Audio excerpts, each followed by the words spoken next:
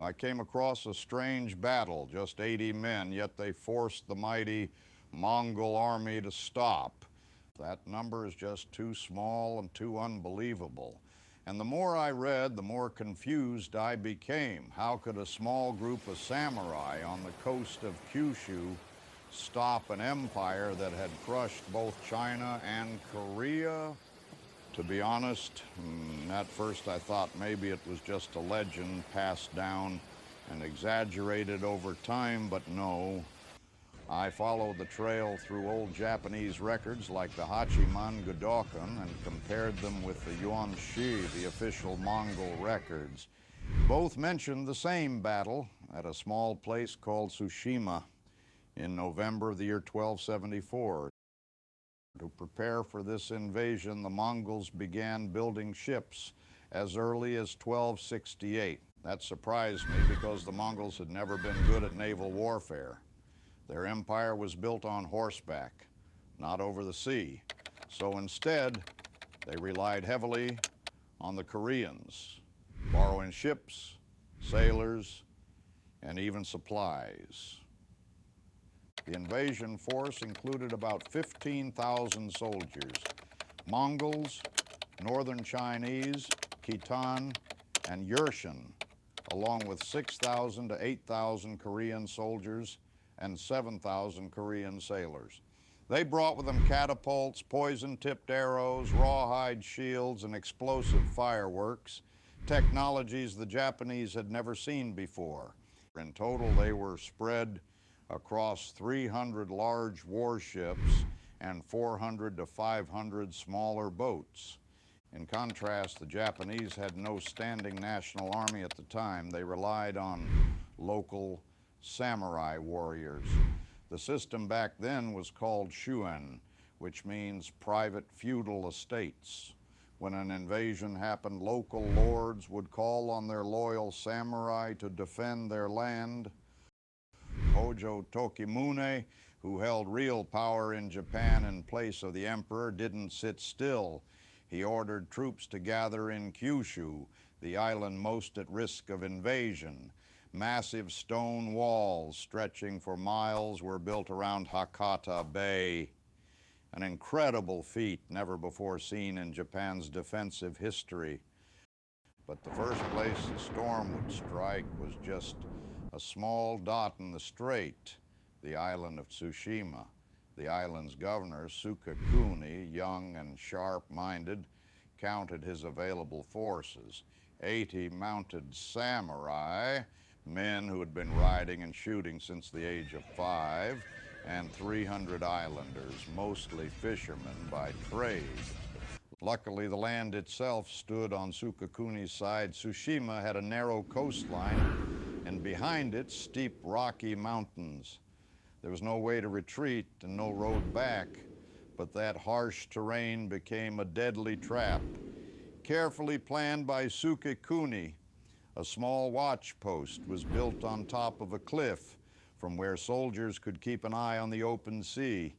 Every time they spotted a Mongol ship, a signal torch would be lit, and then, like a chain reaction of fire, flames would blaze, one after another, along the ridgeline.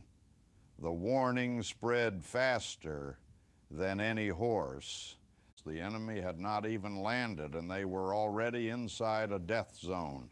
Archers lay hidden in the mountain passes. Ambush pits were camouflaged with branches and huge logs, thick as dragon trunks, were set on the slopes, ready to roll. The narrow trails where villagers had led their goats for generations now became secret paths for samurai to appear, strike, and vanish like ghosts. On November 4th, 1274, an unfamiliar ship slipped into the bay. Then hundreds of tall masts rose in the distance, and black and red flags fluttered in the wind. The war drums of Korea pounded so loudly that even the cliffs seemed to tremble. The enemy fleet formed a giant crescent. Korean warships covered both flanks, towering higher than any Japanese vessel, At the center were Mongol troop carriers, their decks packed with armored cavalry. Below them, hidden in the holds, were Chinese gunpowder ships, primed and ready. The invading soldiers carried black ceramic balls about the size of a coconut. When thrown, they exploded, spitting fire in sharp iron fragments, something the samurai had never seen before. A Mongol officer gave the command. The first wave of the assault began. 700 men, their shields locked tightly together. Then one lone arrow sliced through the air from the cliff. It was Sukekuni's signal. In an instant, the whole forest seemed to erupt. Arrows fell like a waterfall, and armored figures charged down the slopes, shouting the names of their ancestors. They struck, then pulled back again and again, never giving the invaders a chance to form ranks. In the narrow mountain passes, even just 2 samurai could hold off 20 spearmen. Hidden pits broke horses' legs. Sharp stakes brought down cavalry. Massive logs rolled downhill like battering rams, smashing through shield lines. Mongol archers tried to fire back, but branches blocked their view. Their famed cavalry was useless here. These cliffs were too steep for horses to ride.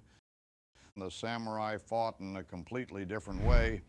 They broke into small groups, rushing forward with katana blades to strike quickly, then vanishing into the hills like shadows. The Mongols, on the other hand, fought in large blocks, advancing slowly with long spears and short bows, trying to close in step by step. But in mountainous terrain, the samurai had the upper hand. Each time the Mongols thought they had cornered their enemy, the Japanese vanished, and fresh arrows came whistling from another hillside. By late afternoon, the defenders' arrow quivers were half empty. Shields were cracked and arms bloodied. Sukekuni saw enemy reinforcements paddling toward the shore. If they landed, the island would fall before nightfall. He gathered his final 80 horsemen. One shock, one last charge. As the sun began to set, helmeted heads gave a quiet nod. Horses thundered down the only narrow stretch of sand. Katana blades flashed. They slammed into the Mongol wall of spears. Steel crashed into steel.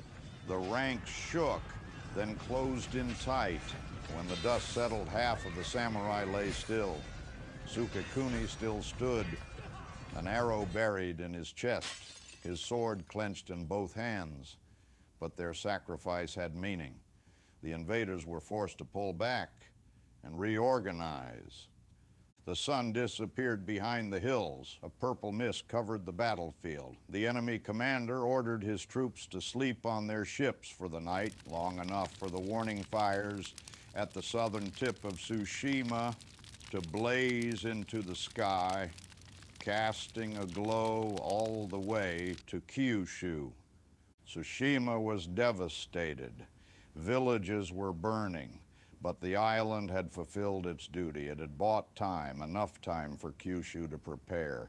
The fierce resistance wasn't over. Next came the island of Iki, where 100 more samurai would once again make history. And that's what I'll be exploring in part 2, so don't forget to subscribe and hit the bell below. See you soon.